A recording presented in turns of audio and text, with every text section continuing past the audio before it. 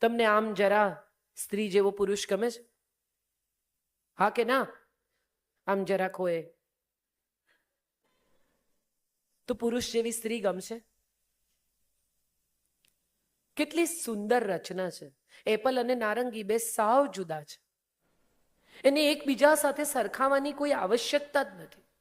સમોવડા થવાનો આખો ખ્યાલ આપણને કોણે આપ્યો? પશ્ચિમે. પશ્ચિમે કેમ આપ્યો આ ખ્યાલ? કારણ કે પશ્ચિમમાં સ્ત્રી ઉપર જે પ્રકારના અત્યાચારો થયા એ આપણા કરતા સાવ જુદા હતા. આપણે ત્યાં તો સ્ત્રી દેવી તરીકે પૂજાતી હતી. કૈકેયીના વચન પોતાના જીવના ભોગે દશરથ નિભાવે છે. આજે પણ ઘરમાં પતિ કેશ પૈસા લઈને આવે 5 લાખ રૂપિયા તો કોને આપે? બોલો બોલો, હવે કેમ સોંપો પડી ગયો? પત્નીને આપે. પછી પત્ની ક્યાં મૂકે? તિજોરીમાં, કબાટમાં. ચાવી ક્યાં રે? અને એમાં જો પતિ એમ કીધું હોય 5 માંથી કે 2 કાઢી આપતો કે કેમ? એના પૈસા એણે માંગ્યા, બેંક પૂછે છે કે કેમ પૈસા જોઈએ છે? એક પત્ની પોતાના પતિ માટે એક સરખા 7 અંડરવેર લઈ આવી, એક જ કલર, એક જ ડિઝાઇન, એક જ બ્રાન્ડ, એક જ જાતના.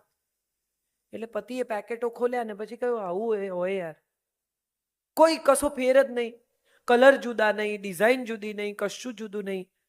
કોઈ જુએ તો એમ થાય કે બદલતો જ નહીં હોય કે કોઈ કોણ. સવાલ વ્યાજબી છે. એક ભાઈને એક્સિડન્ટ થયો એટલે એમણે એમની પત્નીને SMS કર્યો કે મને એક્સિડન્ટ થયો છે, પાસળીમાં ક્રેક પડી છે, નાકમાંથી લોહી ઘણું વહી ગયું છે, 2 ટાંકા લેવા પડ્યા છે કપાળમાં. આ તો ટીના ટાઈમસર આવી ગઈ ને મને હોસ્પિટલ લઈ ગઈ એટલે બધું સારું છે, ચિંતા નહીં કરતી. એટલે પત્નીએ લખ્યું કે ટીના કોણ છે? પાસળી વિશે આપણે પછી વાત કરીશું. પહેલા ટીના વિશે ચર્ચા કરી લઈએ કે એ સમયસર કેવી રીતે પહોંચી.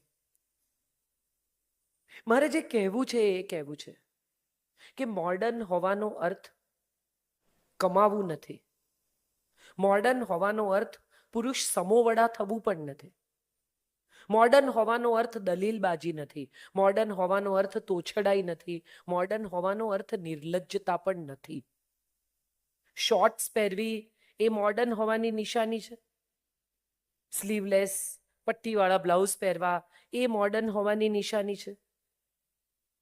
તો આજથી હજારો વર્ષ પહેલા આપણે ત્યાં સ્ત્રીઓ કંચુકી પહેરતી હતી, ઓફ શોલ્ડર. એ મોડર્ન નહોતી, એ તો પુરાણિક હતી. માત્ર કપડું લપેટીને કંચુકી પહેરતી હતી સ્ત્રીઓ, ઓફ શોલ્ડર બ્લાઉઝ, અને આટલી કમર ખુલ્લી રહેતી હતી. એ ડિઝાઇન તો આજથી વર્ષો પહેલા આપણા દેશમાં ચાલતી હતી. એમાં શું તમે મોટી નવાઈ કરી મોડર્ન થઈ? મોડર્ન કોણ છે?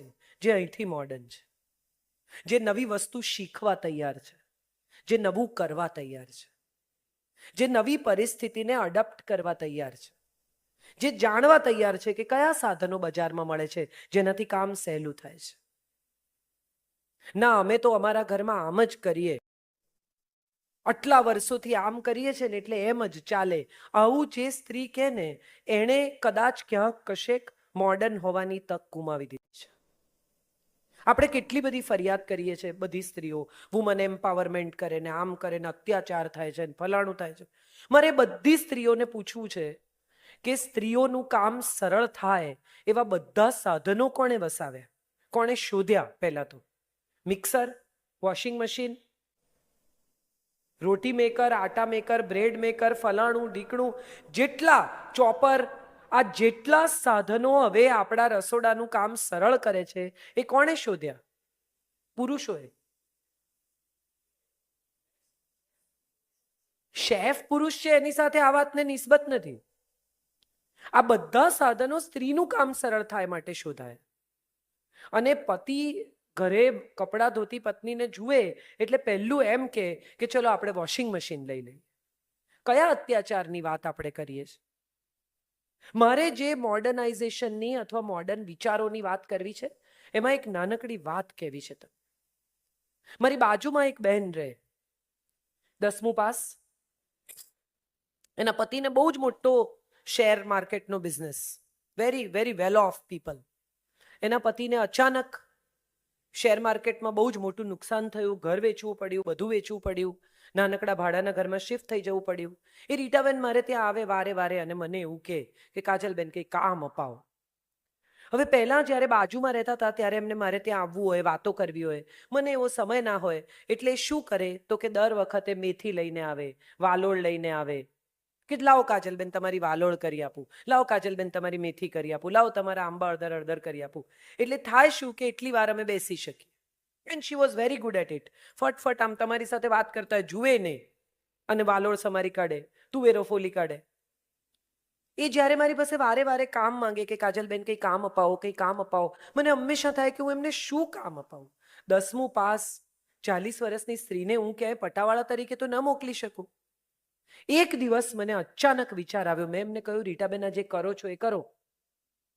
એવી કેટલી સ્ત્રીઓ છે કે જેને ચૂંટેલી મેથી, ચૂંટેલી પાલક, ચૂંટેલી સુવાની ભાજી, તાંદળજાની ભાજી રેડી મળશે ને તો તમને આશીર્વાદ આપતા થાકશે નહીં.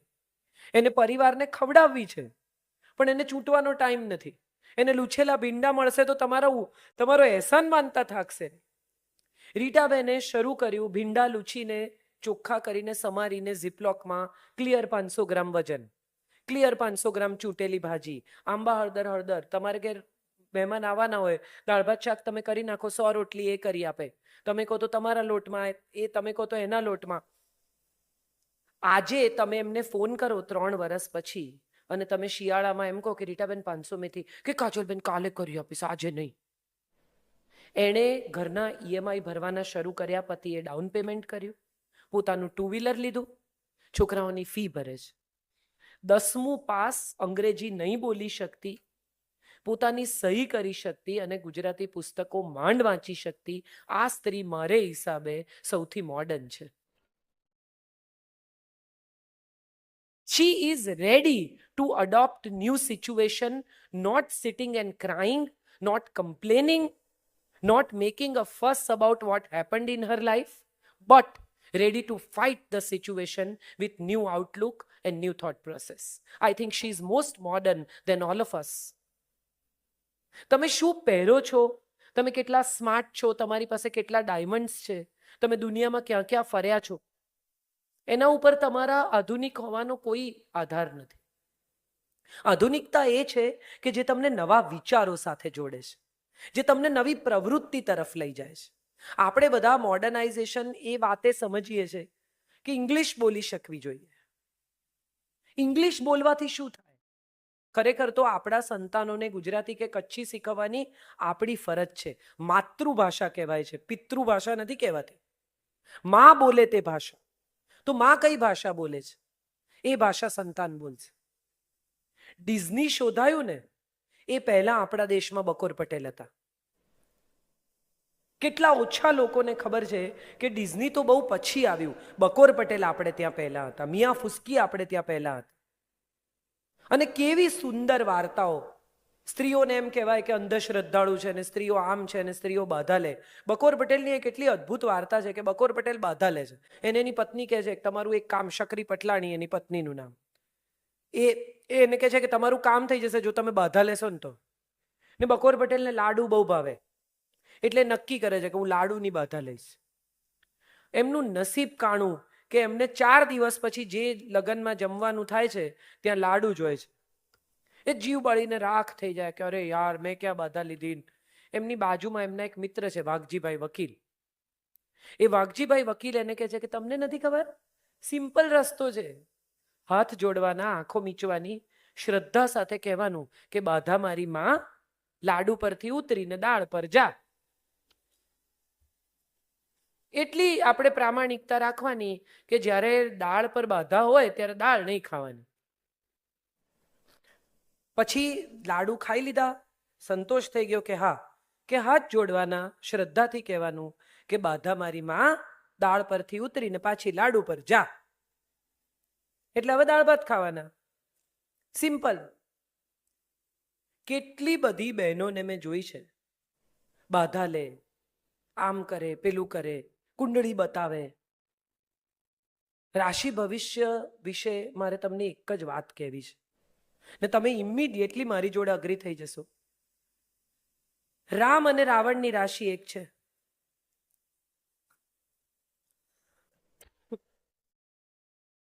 કૃષ્ણ અને કંસની રાશિ એક છે. રાધા અને રૂકમણીની રાશિ એક છે.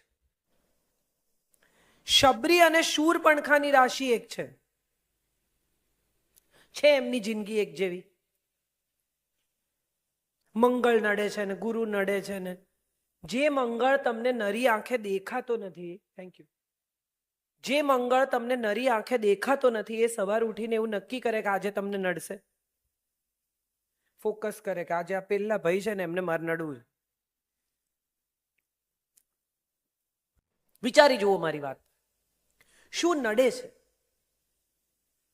આવો સવાલ કોઈ પૂછે તો એનો જવાબ એ છે કે આપણને આ ઉપર રહેલા ગ્રહો નથી નડતા, આપણા પૂર્વ ગ્રહો નડે છે, આપણા આગ્રહો નડે છે, આપણા દુરાગ્રહો નડે છે. કેટલા બધા લોકોને, સ્ત્રીઓને મેં જોઈ છે, ફ્રીજ પાસે જાય ઊભી રહે કે હું શું લેવા આવેલી. થાય છે ને, બધા આમ કરે, મને થાય છે. મજાની વાત એ છે કે જે સ્ત્રીને 2 મિનિટ પહેલા ફ્રીજમાંથી શું જોઈતું હતું એ યાદ નથી, એને તમે પૂછો કે 10 વર્ષ પહેલા તમે જ્યારે લગ્નમાં ભુજ ગયેલા ત્યારે તમારી સાથે શું અન્યાય થયેલો, પાક્કું યાદ છે. ઝીણી ઝીણી વિગત જોડે તમને કહેશે કે પછી એણે આમ કીધું, પછી મેં આમ કીધું, પછી એણે મારી સામે આમ જોયું, એ બી કહેશે. આપણો પ્રોબ્લેમ એ છે કે આપણે કડવાશોને ઘૂંટતા શીખ્યા છીએ, મીઠાશને સંઘરતા શીખ્યા જ નથી. સારા પ્રસંગો, આનંદના પ્રસંગો, પ્રેમના પ્રસંગો, બહુ જ મજા પડી હોય એવા પ્રસંગો, ખૂબ હસ્યા હોઈએ એવા પ્રસંગો, એ આપણને યાદ નથી રહેતા. પણ કશું કડવું, કશું પીડાદાયક, કશું ખૂંચ્યું હોય, કઈ પેન હોય, એ આપણને અચૂક યાદ રહે છે. અને આ સ્ત્રીઓ સાથે થોડું વધારે થાય છે. સ્ત્રીઓ એવું કહે કે હું બહુ સેન્સિટિવ છું. Nice if you are sensitive. માણસે સંવેદનશીલ હોવું જ જોઈએ, પણ તમારી સેન્સિટિવિટી ફક્ત કડવાશ સંઘરવા તરફ કેમ છે?